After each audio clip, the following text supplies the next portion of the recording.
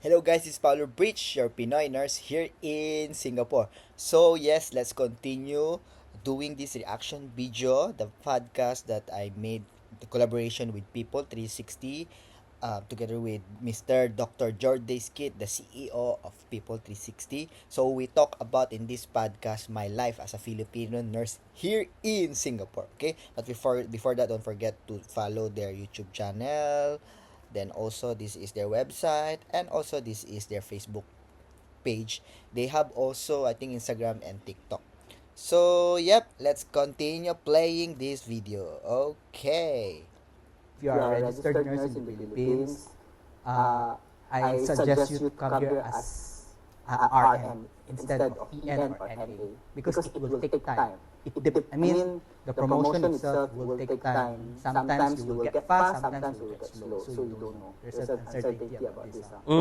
Correct. And I'm sure also it beats down on someone's ego, right? Like if you're a staff nurse in your home country and you come back down and you do a non-nursing, if I am that person, I will probably question myself, then why did I do my degree? Like why did I study for 4 years? True, right? And you end up just doing other things. Correct. And I think like the driving force for that, for people, is actually just the money, right? Because they're earning more, so that's why they are willing to do a lower level job in Singapore. True. But obviously that does not align with their career goals, right? I feel like what he means like earning more is, I mean, if you compare the salary of the Filipino nurse that time in Philippines, comparing even your nursing aid in Singapore, the nursing aid salary that time is still higher. So that's why some people will still accept even they are registered nurse. So, as for yourself, like how did you adjust working in Singapore, being in a different healthcare system? I understand that your tenure was short in the Philippines. You did work for a few months, the training years. But was there a big contrast, like in Philippines versus Singapore when you first came? Actually, I'm quite lucky because since I started in the lower position, the adjustment is not that really big. Only the adjustment is on how you will talk to your patient because language, always language, right? The culture itself. So how do I manage to adjust on this is at the time when I was working in nursing home is need to talk to your patient, need to communicate, you need to know the culture or the relative to the patient. So, but to add point on this is like, for now what I observe for those new nurses who are coming here in Singapore to straightly become a staff nurse or registered nurse, they have this culture shock on the technologies. Yeah. So yes, like what I said just now is right. Now those new EN or registered nurse, because Singapore is very high tech, right? So I think this is one of their struggles, the how to use the, I mean, we all know, definitely we all know, but some countries use papers, right? Here everything is by a computer. And also just to add on as well, that time I'm lucky in a way that I started working in nursing home, because nursing home still a bit not so intense. Then I slowly progressed in go to community hospital, and now I'm working in acute hospital. So that's the reason why I managed to cope. I believe so. Even it takes time, that's the reason why I managed to cope. So I think if I also started immediately in acute hospital and working as a registered nurse, definitely I would struggle at first. Because totally different. Like they said, more on computer based. Where in the Philippines, I think they still use paper to do the documentation. And like I said, the machines are more advanced, I guess. And yes, language is also a part, and also the culture. This is the current now, what I observed for those new nurses. You mean the cows, right? The cows, the computer on wheels. Computer on wheels, on how to do documentation, Epic. It's quite all advanced, which is, this is something for them quite difficult. Correct. So like when we go overseas to interview foreign nurses, I think that is also one of the important questions the panel of nurses do ask the interviewees, like, hey, what is your IT literacy level? Like, are you all still paper and pen based, or are you all using IT systems? Because they have to pick up IT systems. Almost everything is electronic in Singapore now, right? Yeah, it's nice. What was the most difficult transition or the most challenging part when you first came into Singapore? Like, it could be work, it could be culture, it could be society. It's never easy for someone to migrate to another country. You don't have your family, you don't have your friends. Like, what was the most challenging thing, if you can recall, right? Actually, I think that time I'm trying to remember. Now I forgot already what did I say. I'm trying to recall. Because when I came here in Singapore, to be honest, my goal is to find job. So even I find it difficult to find a job, I never give up finding a job. I think, okay, the story is like to the point, like I first applied first in hospital. Okay, yeah, like I apply in all acute hospital, Kutek Wat that time is still just open. Tan Tock Seng, SGH. I submit my resume. NUH, even NUH. Definitely, since I don't have experience at all, I cannot get it. So I never received any call back from them because I don't have experience at all. I mean, my experience is only 6 months. Then, I give up. Then to the point, like I apply in food and beverage, I apply in coffee bean.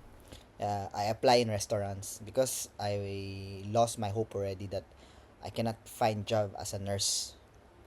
The manager in coffee bean told me, said, "Hey, why you're a nurse? You're applying for barista." Yeah, I can do it. No. You just continue being a nurse. And this one I shared in my YouTube. I want to share it. This is one memorable. So I went in Japanese restaurant. I passed the interview. So okay, you go to this restaurant. I cannot in Clarke. So I go in Clarke, Japanese restaurant. They asked me to cut onion. Definitely they want to see my skill. Right? I cut onion slowly. So I know already this. So I laughed. So I said, no. I think my career is more on nursing. Then I opted for nursing home. Then I managed to find job in nursing home. I think that's the difficult part of applying job at the time. Other than that, because I'm very determined to have a work here in Singapore. So those language barrier, those culture, I managed to overcome it. And also, having said that, if you talk about homesick, like if I miss Philippines, I have a cousin here, and I'm single, so that's why I managed to overcome it. So it's not really, I cannot remember any big factor. Just to add on, yeah, like what I said just now is because that time really determined to find a job. So whatever obstacle I experience, I don't care anymore because I need to find a job. And yep, after I was rejected in like restaurant, then yeah, I apply in nursing home. Actually, I'm not direct hire, no. I also was helped by agency. Then I pay, you know how much? 3,000 Singapore dollar that time. 3,000 or 2,500 Singapore dollar for a monthly salary of $600. For me to get that work, to forget that 600 Singapore dollar per month, I need to pay first 2,500 agent fee. That's the time lah. Memorable time. I love Monday.com. What's Monday.com? You don't know Monday.com? This is Monday.com. So guys, remember he's single, right? Okay. So you talk about culture, you talk about language, right? Like, how big is it a difference? Because Filipinos do speak English, and here in Singapore we do speak English. So I think like when it comes to specific to the healthcare sector, what did you have to do, or why was it a challenge language when we are all speaking English? Okay. I was smiling because the way we now they keep saying, my friend, you speak like Singlish already. When you speak like very fast, I think that's the reason. All my new workmates, they would tell, I cannot understand because it's too fast. And one more thing is, Singapore use Europe. British English. And Philippines use American. So okay, that's comedy part. Yeah, okay, I'm telling the comedy part. So that time in nursing home, my manager kept telling me, so keep this thing, your patient thing into the cupboard. What cupboard? I don't know what's cupboard. So I keep it CUPBOARD. What was that? I keep because we call it cabinet. I think cabinet is more in English, right? And the cupboard is more on the British side. So this is the thing lah. And like I said, how fast we talk here. So I think also a factor. And also some patient will only talk their dialect, Chinese, Malay. Language. That could be tough learning a new language. And what do you specifically do to pick up dialect? To add, not only Singlish, like what said, also some especially elderly patient guys, like they speak only Chinese, they speak only Malay. So yeah, you really need to somehow catch up fast lah.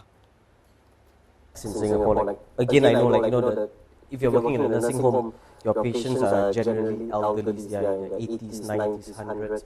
And back then, English was not the main form of communication. They all spoke in dialects. There was not much English-speaking schools.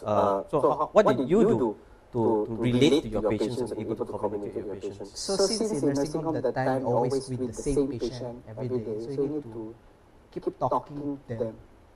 And by signaling, okay, Vera, they will point there, go Kinching, Pansai, so they will point what to. So somehow I've learned this thing, makan, mandi. So then also the company itself will. It's like a sign. It's like a sign language, guys lah. So at first, really don't know what they're talking about, but end up since I always talk to them, to my akong, uncle, elderly patient. Yet I managed to understand lah. But to tell you guys, I'm not still don't know how to speak Chinese. I think my Malay still okay, but not so fluent, because Malay and Tagalog is quite similar a bit, but not really same. But Chinese, Hokkien, Mandarin really cannot. Even I study basic, really I cannot. Ask for some language courses lah. But it doesn't. I mean, I think you really need to talk to the patient. Because attending the class also correct. Language is all about doesn't go in all about practice. Practice, really need to practice. So you mentioned a few words, Berak, Makan. So these are all our local dialects. Like, so can you say something in Mandarin for us? Forget what I said.